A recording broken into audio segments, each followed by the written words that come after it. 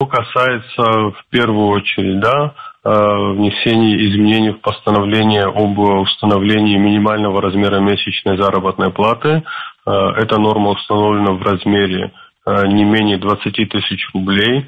И, естественно, эта норма не распространяется пока на органы государственной власти, органы государственного управления, то есть на коммерческую среду.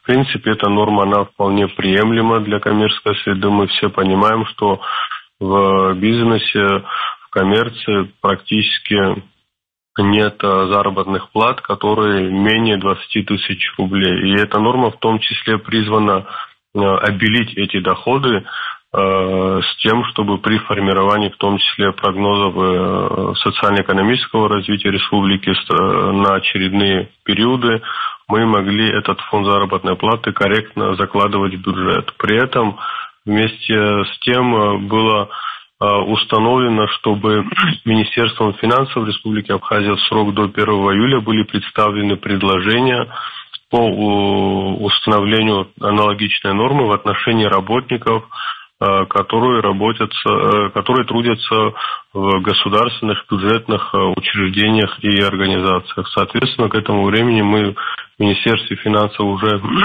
подготовим соответствующие предложения, произведем, соответственно, расчеты, чтобы понимать, о каком объеме дополнительной нагрузки для бюджета будет идти речь, с тем, чтобы, соответственно, саккумулировать достаточные средства и направить на эти цели.